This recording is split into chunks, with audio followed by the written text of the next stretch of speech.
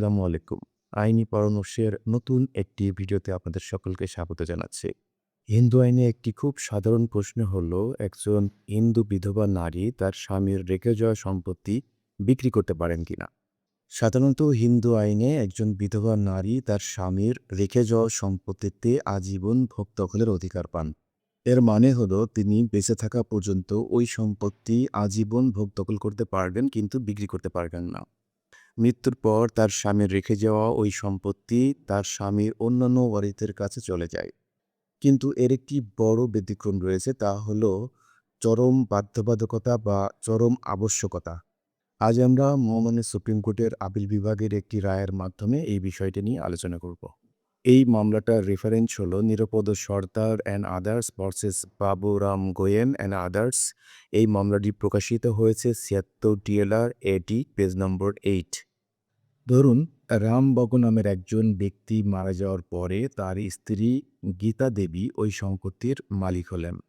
গীতা দেবীর নিজের আয়ের কোনো উৎস নেই।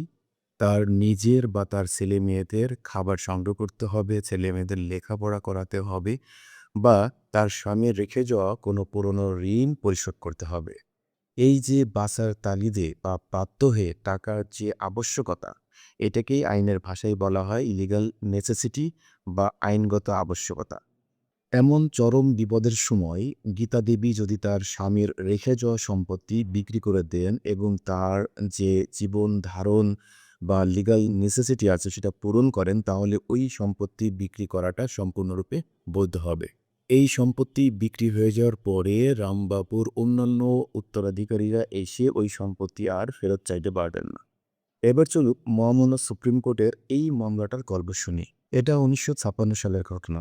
বাবুরাম গায়েন মারা যাওয়ার পরে তার স্ত্রী ভদ্রাবেয় ওই সম্পত্তির মালিক হন। ভদ্রাবেয় তখন খুব অভাবের মধ্যে ছিলেন। এলাকায় তখন ফসলের অবস্থা খুব খারাপ ছিল, এক প্রকার দুর্ভিক্ষ বলা চলে।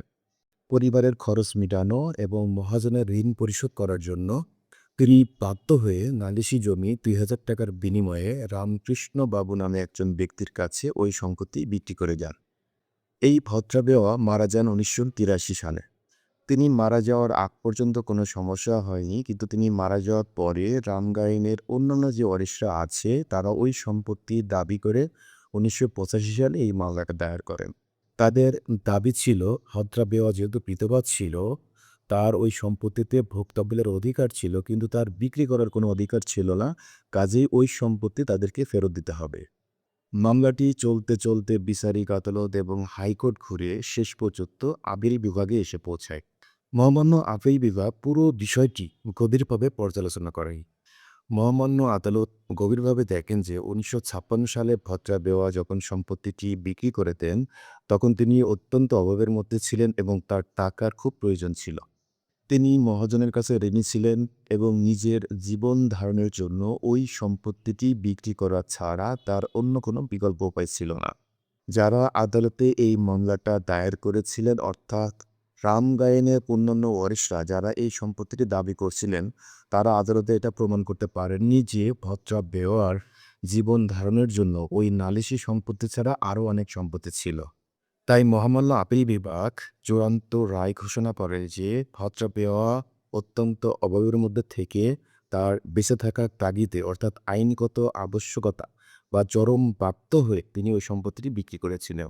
যেহেতু তিনি আইনগত বাধ্যবাধকতা বা চরম বাধ্য হয়ে ওই সম্পত্তিটি বিক্রি করেছিলেন, তাই তার ওই বিক্রিটি সম্পূর্ণ বৈধ ছিল এবং এই জন্য রাম গায়েনের অন্যান্য ওয়ারিশরা এই সম্পত্তি আর কখনোই ফেরত পাবেন না। তাহলে আজকের আলোচনা থেকে এটা স্পষ্ট হলো যে একজন হিন্দু বিধবা নারী তার বেঁচে থাকার তাগিদে বা চরম আবশ্যকতা তৈরি হলে তিনি তার স্বামীর রেখে যাওয়া সম্পত্তি বিক্রি করতে পারেন এবং এই বিক্রি সম্পূর্ণ বৈধ। তবে ছোট্ট একটা বিষয় আপনাদের জানানো দরকার, সেটা হলো যে শুধুমাত্র দলিলে আইনগত আবশ্যকতা বা টাকার প্রয়োজন এই জন্য বিক্রি করছি এমন কথা লিখলেই হয় না।